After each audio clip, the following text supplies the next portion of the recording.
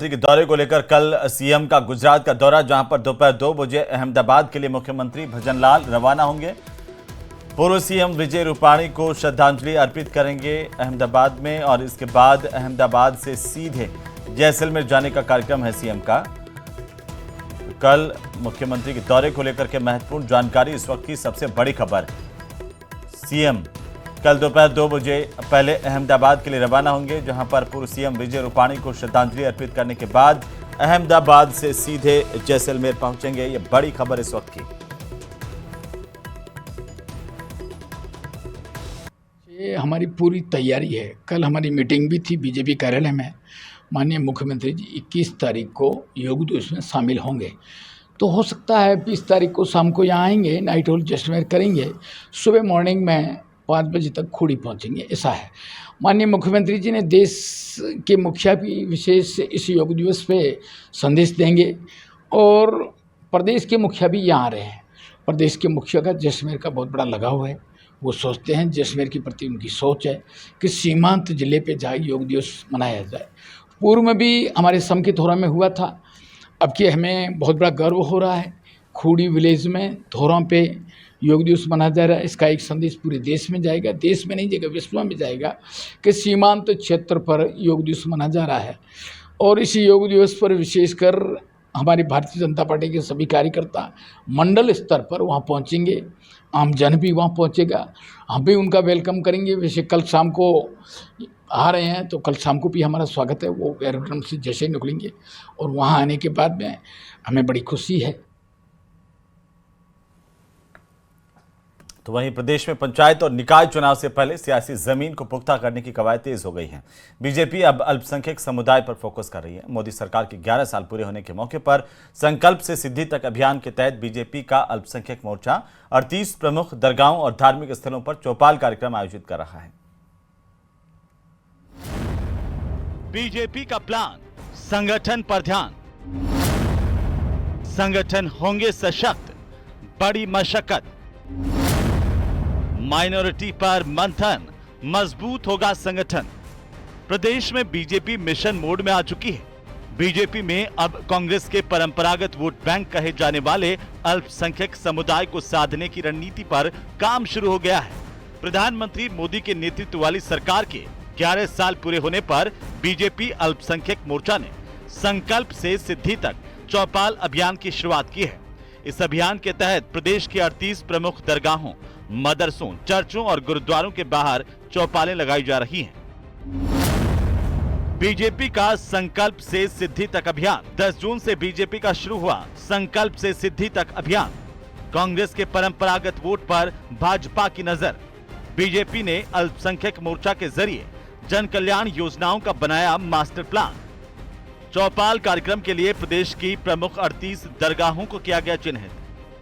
मोदी सरकार के 11 साल पूरे होने पर भाजपा अल्पसंख्यक मोर्चा की चौपाल। अल्पसंख्यक मोर्चा चौपाल कार्यक्रम 25 जून तक आयोजित किए जाएंगे। प्रदेश में संकल्प से सिद्धि तक अल्पसंख्यक चौपाल कार्यक्रमों का आयोजन। दरगाहों, मदरसों, गुरुद्वारों और चर्चों के बाहर होगा आयोजन। अल्पसंख्यक समुदाय तक जन कल्याणकारी योजनाओं की जानकारी दी जाएगी। भारतीय जनता पार्टी अल्पसंख्यक मोर्चे के केंद्रीय नेतृत्व के अनुसार माननीय प्रधानमंत्री जी के सफलतम 11 वर्ष पूर्ण होने पर हम राजस्थान की प्रमुख 38 दरगाहों पर और जो हमारे प्रमुख मदरसे हैं वहाँ पर जाकर संकल्प से सिद्धि अभियान का कार्यक्रम हम कर रहे हैं, जिसमें केंद्र सरकार की जो योजनाएं हैं उन योजनाओं के बारे में मुस्लिम समाज के, अल्पसंख्यक समाज के हम लोगों के बीच में अपनी बात रखेंगे, और उन योजनाओं के बारे में हम उनको विस्तार से बताएंगे। क्योंकि देश के आदरणीय प्रधानमंत्री जी ने जो योजनाएं चलाई हैं, इन योजनाओं का सबसे ज़्यादा अगर लाभ मिला है तो अल्पसंख्यक समाज के लोगों को मिला है।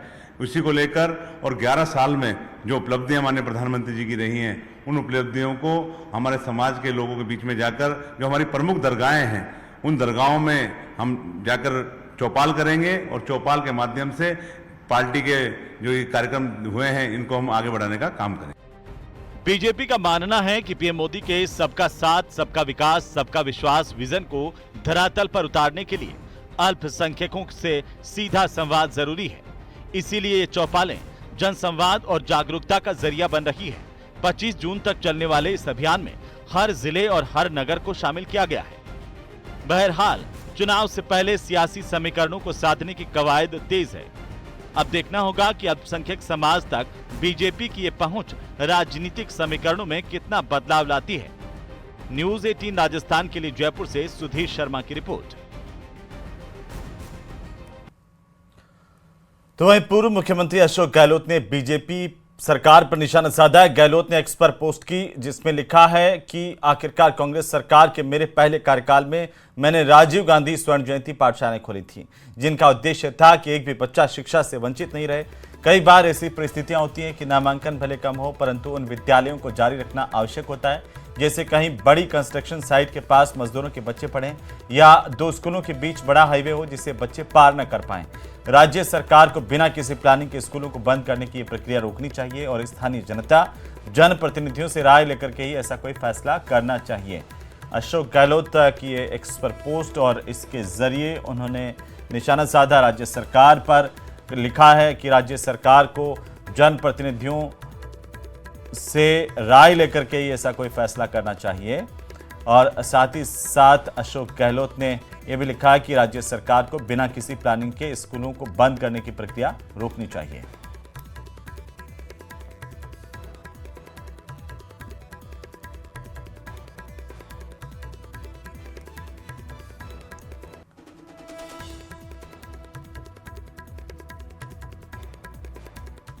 और बड़ी खबर इसी बीच राजस्थान कांग्रेस से, जहां पर कल पीसीसी चीफ गोविंद सिंह डोटासरा दिल्ली के दौरे पर रहेंगे। कांग्रेस से इस वक्त की सबसे बड़ी खबर आ रही है जयपुर से, जहां पर प्रदेश कांग्रेस अध्यक्ष गोविंद सिंह डोटासरा कल दिल्ली के दौरे पर रहेंगे। दिल्ली में संगठन को लेकर के एक अहम बैठक होनी है जिसमें डोटासरा शिरकत करेंगे। संगठन को मजबूत करने रणनीतियों पर विचार विमर्श करेंगे। प्रदेश प्रभारी सुखजिंदर सिंह रंधावा भी इस बैठक में शामिल होंगे। देशव्यापी संगठन सृजन अभियान को लेकर के भी कांग्रेस में इस पर मंथन होगा। तो ये बड़ी जानकारी है, जहां पर कांग्रेस प्रदेशाध्यक्ष गोविंद सिंह डोटासरा का कल दिल्ली का दौरा और यहां पर वे महत्वपूर्ण बैठक में शामिल होंगे दिल्ली में, जहां संगठन को मजबूत करने को लेकर के रणनीति तय की जाएगी। तो कहते हैं कि मौत पर किसी का जोर नहीं, लेकिन अगर यह मौत लापरवाही से हो तो सवाल उठने लाजमी हैं। ये रिपोर्ट देखिए।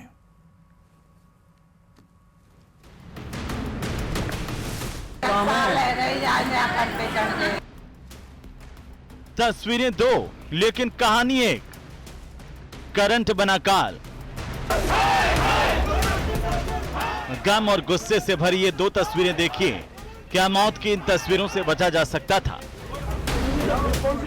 क्योंकि एक व्यक्ति से सीखा गया सबक दूसरों के लिए भी एक सीख होनी चाहिए। अपने एक सहकर्मी की मौत ने डॉक्टरों को आक्रोशित कर दिया है, इतना कि वे कुछ सुनने के लिए तैयार नहीं हैं। गम और गुस्से से भरे डॉक्टरों और छात्रों ने हड़ताल शुरू कर दी और पुलिस प्रशासन के खिलाफ नारेबाजी की। तस्वीरें उदयपुर के आरएनटी मेडिकल कॉलेज की हैं, जहां के हॉस्टल में करंट लगने से एक डॉक्टर की मौत हो गई। जानकारी के मुताबिक बुधवार की देर रात को वाटर कूलर में पानी भरते हुए करंट लगने से डॉक्टर रवि शर्मा की जान चली गई। हमारे रेजिडेंट डॉक्टर थे, सीनियर रेजिडेंट एनेस्थीसिया के, वो पानी भरने के लिए वहाँ नीचे आए हुए थे। तो उस टाइम पे उनके साथ में ये घटना हुई थी और उसी टाइम पे फिर हमारे साथी रेजिडेंट उनको लेके तुरंत यहाँ इमरजेंसी में लेके आए। यहाँ पे हमने काफ़ी प्रयास भी करा, उनको कम से कम CPR भी दिया गया, लेकिन दुर्भाग्यपूर्ण हम उनको बचा नहीं पाए। रेजिडेंट डॉक्टरों का कहना है कि पिछले कई दिनों से हॉस्टल में लगे वाटर कूलर में करंट प्रवाहित हो रहा था। ऐसे में प्रबंधन से कई बार शिकायत के बावजूद कोई कार्रवाई नहीं की गई, जिसकी कीमत एक डॉक्टर को अपनी जान देकर चुकानी पड़ी। रेजिडेंटों ने जो ये वाटर कूलर है, इसमें 2-3 बार भी पहले ये ऐसी घटना हुई है, मतलब करंट वाली घटना हुई है। उसके लिए भी हमने सर को पहले अवगत कराया हुआ था। यहाँ पे PWD का भी सर्वे हुआ है, तो उस टीम को भी हमने अवगत करवाया था इस बारे में, लेकिन उसके बावजूद भी इस पर कोई कार्रवाई नहीं की गई। आपने अब शटडाउन की भी घोषणा की है, तो ऐसे में किस तरह का कार्य जो है कि प्रभावित होगा? सर अब इसमें हमने कंप्लीट शटडाउन किया है, चाहे वो इमरजेंसी हो, ट्रॉमा हो, वार्ड हो, OPD हो, हमारा कंप्लीट शटडाउन है सर। रेजिडेंट डॉक्टर्स का कहना है कि उनकी मांगें नहीं मानी जाने तक उनका धरना जारी रहेगा। कि पूरे एमबी हॉस्पिटल के सभी वार्डों में अब शटडाउन रहेगा और जो काम प्रभावित होगा, लेकिन लगातार जो इनकी डिमांड्स की जा रही है, मांग की जा रही है कि जो हादसा हो उसके प्रति जो लापरवाही जिसने बरती है उसके खिलाफ जल्द से जल्द कार्रवाई हो। कमलेश दखनी, न्यूज़ 18 उदयपुर। तो रोते बिलखते परिजन, अस्पताल के बाहर धरने पर बैठे लोग। तस्वीरें भरतपुर की हैं। कोतवाली थाना इलाके स्थित जिंदल अस्पताल में कार्यरत एक कर्मचारी की करंट लगने से मौत हो गई। करंट की चपेट में आकर जान गंवाने वाला रोशन पिछले 5 सालों से अस्पताल में काम कर रहा था। जिंदल हॉस्पिटल में एक एम्प्लॉय था जिनका आज इसको कोई करंट लग गया अकस्मात रूप से और जिंदल हॉस्पिटल में उपचार किया, उसके उपरांत उसकी मौत हो। घटना की सूचना मिलते ही मृतक के परिजन अस्पताल पहुंचे और हंगामा शुरू कर दिया, जिससे अस्पताल में अफरा तफरी मच गई। अस्पताल प्रबंधन ने तुरंत पुलिस को सूचना दी, जिसके बाद कोतवाली पुलिस मौके पर पहुंची और परिजनों से समझाइश की। इस तरह के हादसे बेहद खतरनाक होते हैं, लेकिन चंद सावधानियां बरतकर इन्हें रोका जा सकता है। Bureau report, news 18 Rajasthan.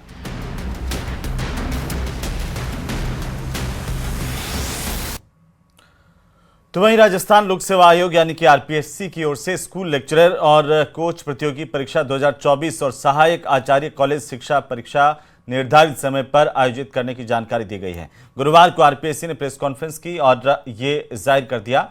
अध्यक्ष यूआर साहू ने कहा कि स्कूल लेक्चरर और कोच प्रतियोगी परीक्षा 2024 स्कूल व्याख्याता के लिए है, जबकि यूजीसी नेट पात्रता परीक्षा जो कॉलेज व्याख्याता के लिए आवश्यक होती है।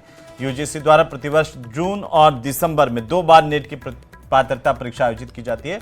आयोग द्वारा नेट पात्रता से संबंधित सहायक आचार्य कॉलेज शिक्षा के पदों पर भर्ती परीक्षा दिसंबर 2025 में आयोजित की जाएगी और साक्षात्कार अगले साल जून महीने में होंगे। पहले लोगों को बता दिया गया था कि आपका परीक्षा इस तारीख को है, और अगर उस पर भी लोगों की तैयारी नहीं है तो हम उनको जनरली मान सकते हैं कि ऑन सीरियस कैंडिडेट्स हैं। सीरियस कैंडिडेट्स के लिए वास्तविक परीक्षा को आगे बढ़ाने की कोई आवश्यकता नहीं है। इसीलिए जो ये अभी माहौल चल रहा है और कन्फ्यूजन का स्थिति पैदा हो रखी है, उसको दूर करने के लिए आज हमने उचित समझा कि आप सभी से बात करें और सभी कैंडिडेट्स को आपके माध्यम से ये जानकारी प्रदान करें कि परीक्षा की तिथि आगे नहीं बढ़ाई जाएगी। जिस तारीख को जिसकी परीक्षा तय हुआ है उसी तारीख से वो परीक्षा हो। उधर खैरथल के भिवाड़ी में एक मोटरसाइकिल चोरी की घटना सामने आई और घटना के वक्त पीड़ित एसी की सर्विस करने के लिए गया हुआ था। उन्होंने अपनी बाइक में लॉक लगाकर मकान के सामने खड़ा किया था। ये तस्वीरें देखिए। करीब 15-20 मिनट बाद जब वो बाहर आए तो मोटरसाइकिल यहां पर गायब थी। चोर मोटरसाइकिल के साथ उसके मूल दस्तावेज भी ले गए। तुषार ने आसपास के लोगों से पूछताछ की, मोटरसाइकिल की तलाश की, लेकिन कोई सुराग नहीं मिला। वारदात घर के बाहर लगे सीसीटीवी कैमरे में कैद हुई है। वहीं फुलबाग पुलिस थाने के थानाधिकारी ने मामले की जांच शुरू की है। पुलिस ने अज्ञात चोर के खिलाफ केस दर्ज कर लिया। आसपास के सीसीटीवी फुटेज भी खंगाले जा रहे हैं।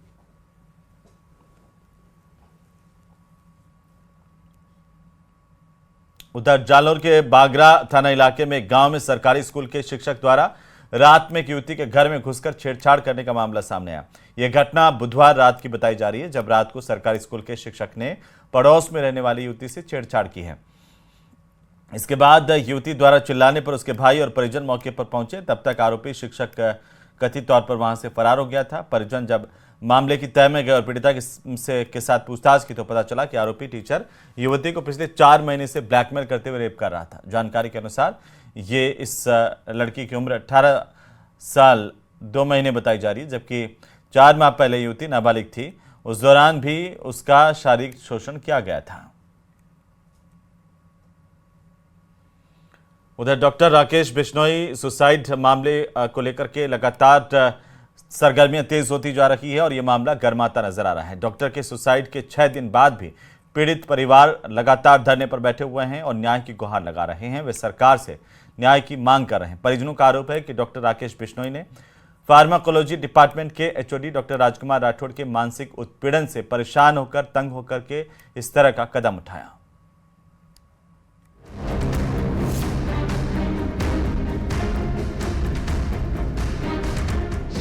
डॉक्टर राकेश बिश्नोई के सुसाइड का मामला, इंसाफ की आस में पीड़ित परिवार, धरना जारी।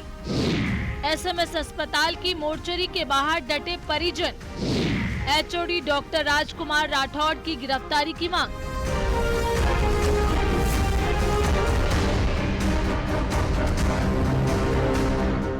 रेजिडेंट डॉक्टर राकेश बिश्नोई की खुदकुशी को कई दिन गुजर गए हैं, लेकिन परिवार को इंसाफ का इंतजार अब भी है। पिछले कई दिन से परिवार के लोग एसएमएस अस्पताल की मोर्चरी के बाहर धरने पर बैठे हैं। परिवार का आरोप है कि न तो सरकार और न ही प्रशासन उनकी सुध ले रहा है। उसने हॉस्पिटल प्रशासन के सामने और पुलिस के सामने अंतिम जो बयान दिए थे, डेथ डिक्लेरेशन मान्य होती है और उसमें कह के गया है, नाम भी स्पष्ट करके गया है, वो उनके सामने है, वो चीजें कोई अलग नहीं है। क्या नाम है, किस पे आरोप, राजकुमार राठौड़ नाम लिया उसने, और किस लिए परेशान करता है तो अगले ने ये बता दिया थीसिस कोर्स के लिए भी। और आप क्या चाहेंगे ये लोग बताओ?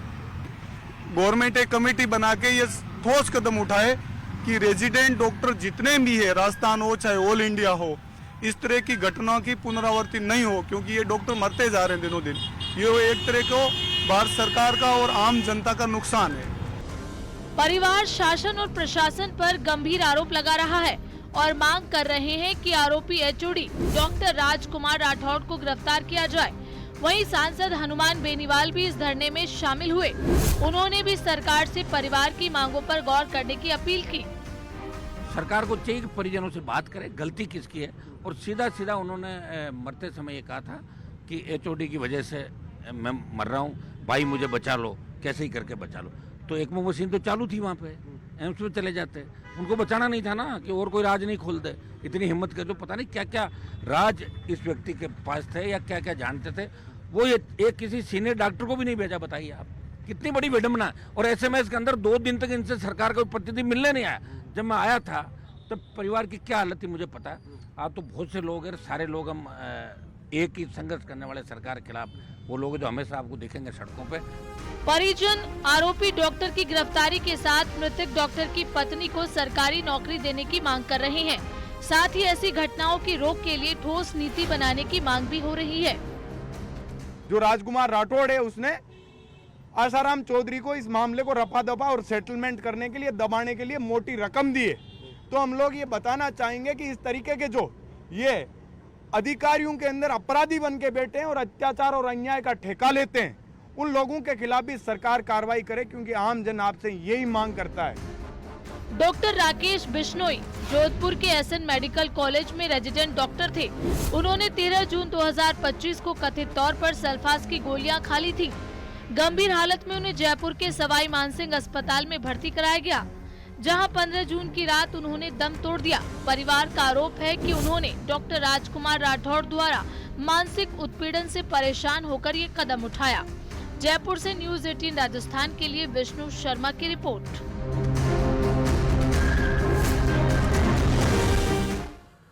तो वहीं दौसा शहर के पंचायत समिति रोड पर स्थित डोठावाला के यहां पर रसद विभाग और फूड इंस्पेक्टर ने संयुक्त रूप से कार्रवाई की है। दौसा एसडीएम मूलचंद लूनिया के निर्देश पर विभिन्न विभागों की टीम ने संयुक्त कार्रवाई करते हुए पंचायत समिति रोड वाला प्रतिष्ठान पर छापेमारी की और इस दौरान फूड इंस्पेक्टर ने वनस्पति फूड, क्रीम, पनीर, मिठाई, देसी घी आदि के सैंपल भी लिए, उन्हें जाँच के लिए भिजवाया है। फिलहाल इस बुलेटिन में इतना ही। नमस्कार।